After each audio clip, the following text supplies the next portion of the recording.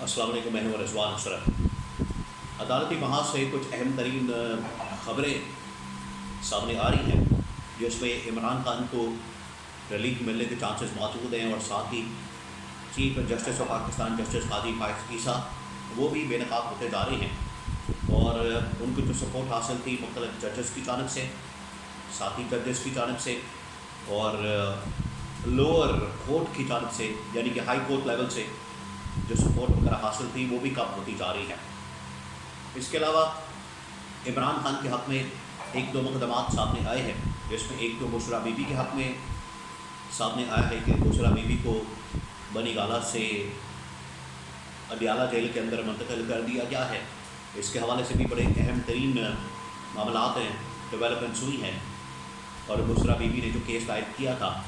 وہ ان کے حق میں فیصلہ سنا دیا گیا ہے۔ اس کے علاوہ سائبر کیس اور توشاخانہ کیس میں بھی کچھ ڈیولپمنٹس ہوئی ہیں۔ تو یہ اہم ترین انفارمیشن اور ڈیولپمنٹس کی انفارمیشن اور خبریں وہ آپ کے ساتھ ایک ایک کر کے میں شیئر کرتا ہوں۔ دیکھیں، سب سے پہلے تو بشرا بی بی کو ایک بہت اہم ترین معاملے کے اوپر ریلیف ملا ہے، اور بشرا بی بی کی جانب سے جو عمران خان کی اہلیہ ہے ان کو اڈیالہ جیل کی بجائے بنی گالہ کے اندر رکھا گیا تھا۔ بنی گالہ کے اندر جب سے وہ شفٹ ہوئی تھی تو ان کی طبیعت بگڑنے لگ گئی، ان کی حالت بگڑنے لگ گئی، ان کو بقول بشرا بی بی کے ٹوائلٹ کلینر دیا گیا یا پتہ نہیں کیا کھلا دیا گیا، جس کی وجہ سے ان کی طبیعت بگڑ گئی، اور بشرا بی بی کی جانب سے بعد میں باقاعدہ طور پر پٹیشن اسلام آباد ہائی کورٹ میں دائر کی گئی کہ مجھے بنی گالہ سے اڈیالہ جیل کے اندر منتقل کر دیا جائے،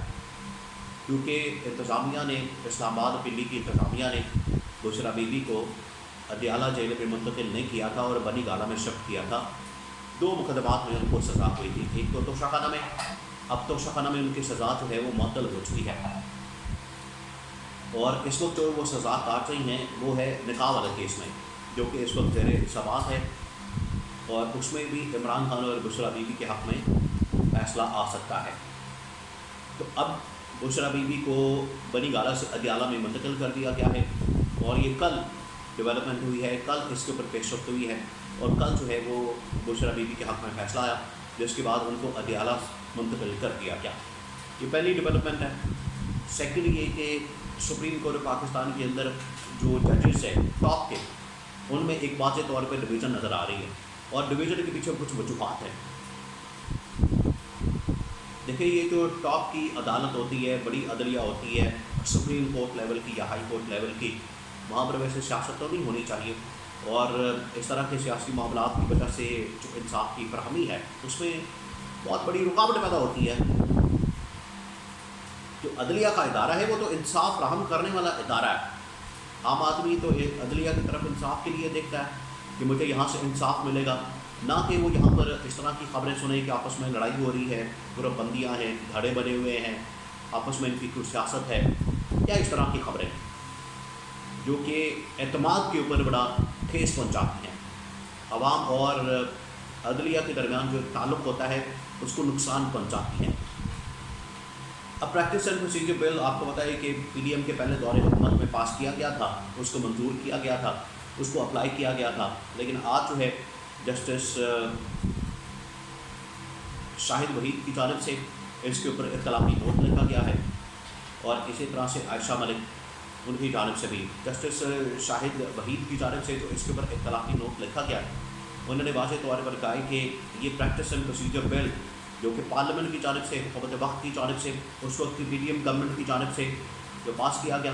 یہ براہ راست عدلیہ کے معاملات کے اندر مداخلت ہے، اور اس کو کسی صورت بھی ایکسیپٹ نہیں کرنا چاہیے۔ اس کو ایکسیپٹ کرنے کا مطلب یہ ہوگا کہ آپ خود عدلیہ میں ایگزیکٹو کو مداخلت کی اجازت دے رہے ہیں۔ دیکھیے، آج کل جو زیادہ تر مقدمات چل رہے ہیں یا پاکستان کے اندر عدلیہ کے معاملات کے اوپر جو زیادہ تر ڈسکشن ہو رہی ہے وہ کیا ہے؟ وہ یہی ہے کہ ایگزیکٹو برانچ، حکومت جس کو حکومت بھی کہا جاتا ہے، اس کے ادارے، انٹیلیجنس کے ادارے، وہ عدلیہ کے معاملات کے اندر مداخلت کر رہے ہیں، اور اسی کا رولا پڑا ہوا ہے۔ اس کے اوپر بہت سارے مقدمات چل رہے ہیں۔ 6 ججز کی جانب سے جو سپریم کورٹ آف پاکستان کو خط لکھا گیا تھا وہ یہی تھا کہ ہمارے معاملات کے اندر مداخلت کی جا رہی ہے، اس کو روکا جائے،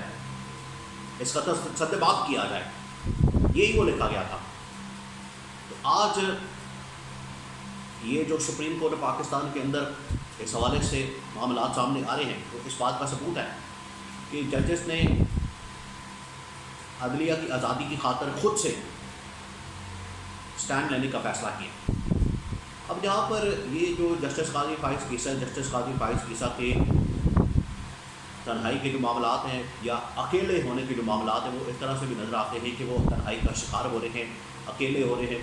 کہ جسٹس اطہر من اللہ، جسٹس منصور علی شاہ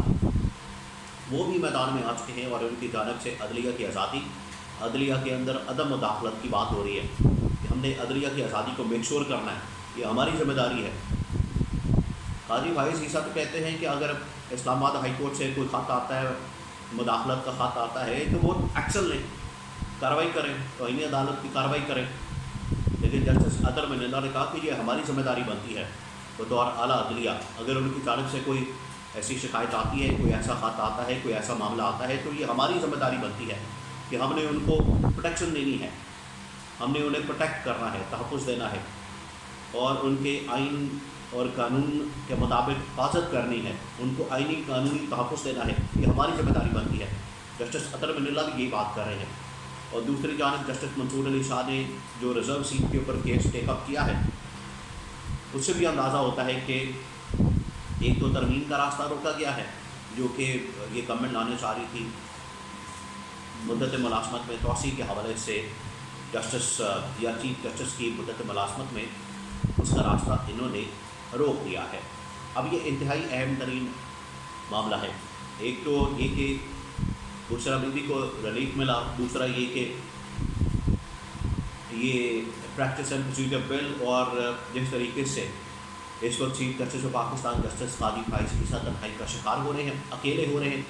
یہ اپنے آپ میں ایک بہت بڑی ڈیولپمنٹ ہے۔ اب میں آپ کو بتا دوں کہ کل بھی کچھ اہم ترین واقعات رونما ہوئے لاہور کے اندر لاہور ہائی کورٹ کے وکلاء سڑکوں پر نکل آئے مال روڈ پر اور انہوں نے آ کے احتجاج وغیرہ کیا، اور انہوں نے آ کے وہاں پر جو احتجاج کیا اس کی وجہ سے پولیس نے ان کے اوپر لاٹھی چارج، شیلنگ اور گرفتاریاں کرنی شروع کر دی، جو معاملات بگڑ گئے۔ اب یہ جو عدلیہ کی آزادی کی خاطر، عدلیہ کی انڈیپینڈنس کی خاطر وکلاء اور ججز جو اب تاریخی کردار ادا کر رہے ہیں یہ بڑا معنی خیز ہے، اور ان کی وجہ سے پاکستان کے اندر جو صحیح معنی میں آئین اور قانون کی حکمرانی اور بالادستی اس کو یقینی بنایا جا سکتا ہے۔ اور اس سلسلے میں یہ انتہائی اہم ترین قدم اٹھایا گیا ہے، اس کو ایک بہت بڑی ڈیولپمنٹ کہا جا سکتا ہے۔ لاہور ہائی کورٹ کے کچھ وکلاء اصل میں اپنی بلڈنگ سول عدالتوں کو کسی اور جگہ منتقل کرنے کے لیے اور کچھ عدالتی معاملات ہیں اس کے اوپر جو ہے وہ احتجاج کر رہے تھے، تو آپ ان کو احتجاج کرنے دیں، آپ ان کو ٹیسٹ کرنے دیں، آپ ان کو اپنی جو آواز ہے ان کو بلند کرنے دیں، اس میں کون سی کوئی ایسی برائی ہے، اس میں کون سی کوئی ایسی قیامت آ گئی ہے، آفت ٹوٹ پڑی ہے کہ ان کو احتجاج کرنے سے روکا جا رہا ہے۔ تو جو پنجاب گورنمنٹ ہے یہ پنجاب گورنمنٹ کی ذمہ داری بنتی تھی، حالانکہ بعد میں وزیر اعلیٰ پنجاب مریم نواز نے کہا بھی کہ ان کے ساتھ سختی سے آپ نے نہیں پیش آنا، لیکن بہت دیر ہو چکی تھی، اتنی دیر تک معاملات ہاتھ سے نکل چکے تھے، اور لاہور کے اندر پنجاب کے اندر اگر اس طرح کی چیزیں ہوتی ہیں تو یہ انتظامیہ کے لیے کوئی اچھا پیغام نہیں ہے، اور وکلاء اور پھر اس کے بعد عدالتیں اور ججز وہ اب اس بات کا احساس کر رہے ہیں، ان کو اس بات کی ریئلائزیشن ہو رہی ہے کہ جو عدلیہ کی آزادی ہے اور عدلیہ کا جو کام ہے انصاف کی فراہمی وہ کس حد تک ضروری ایک عمل ہے، اور اس کو ہم نے میک شور کرنا ہے کہ اس کے مطابق ہی ہم نے کام کرنا ہے۔ ہم نے کسی کی مداخلت، کسی حکومت کی مداخلت، کسی باہر کے بندے کی انٹرفیرنس وہ ہم نے قطعاً برداشت نہیں کرنے۔ اس حوالے سے جو وکلاء ہیں، ججز ہیں، وہ بڑا زبردست سٹینڈ لے رہے ہیں اور کھڑے ہو رہے ہیں اور بتا رہے ہیں کہ ہم ہر صورت میں اپنے جو آئینی اور قانونی ہمارے جو حقوق ہیں ان کے لیے ہم ہر سطح کے اوپر جائیں گے اور جدوجہد کریں گے پرامن انداز سے جدوجہد کرنے میں کوئی حرج اور کوئی مسئلہ نہیں، کوئی مذائقہ نہیں۔ اور یہ جو جدوجہد ہے یہی وہ عمران خان کی جدوجہد ہے، حقیقی آزادی کی، جمہوریت کی، کی خاطر، آئین اور قانون کی بالادستی کی خاطر۔